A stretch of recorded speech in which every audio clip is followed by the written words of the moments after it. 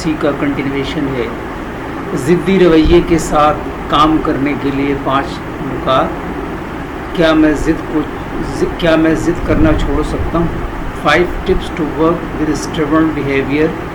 Can I stop being stubborn? آئیے دیکھتے ہیں یہ پوائنٹس. نمبر 1 ہے انتخاب دیں، گیو چوائسیز. 2 ہے واضح زیادہ ہدایات دیں، گیو کلیئر سمپل ڈائریکشنز.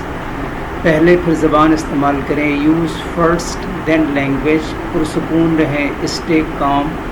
مندرجہ ذیل ہدایات کو تقویت دیں، غیر ضدی سلوک. Reinforce following directions non stubborn behaviour. آئیے دیکھتے ہیں اس کا اوور ویو. انتخاب دیں.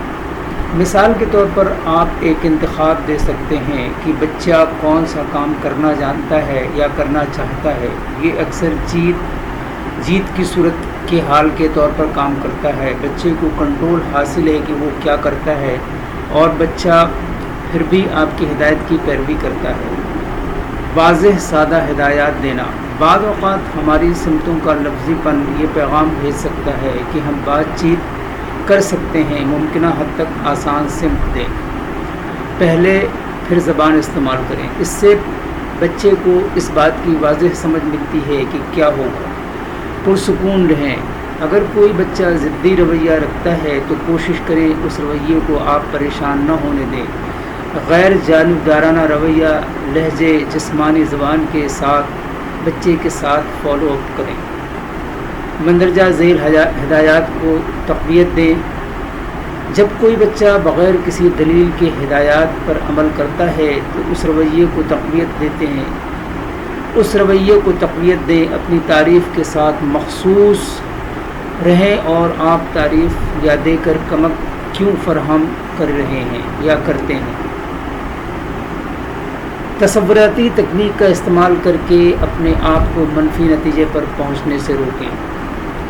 اس مثبت احساس پر توجہ مرکوز کریں جس کا نتیجہ اچھی سے نکلتا ہے اور اس سے آپ کو صورتحال کے ذریعے حوصلہ افزائی کرنے دیں.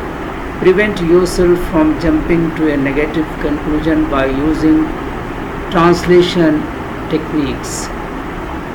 Focus on the positive feeling that results from a good outcome and let that motivate you through the situations. آئیے دیکھتے ہیں آج کے کورس کو، دیکھتے ہیں کہ کیا میسج ہے اس میں. فاصلے بڑھے تو غلط فہمیاں بھی بڑھتی ہیں، پھر اس میں وہ بھی سنا جو میں نے کہا ہی نہیں. I like to say I am determined. Some people would call it stubborn. It depends on your perspective. Thank you for watching and listening. Allah Hafiz.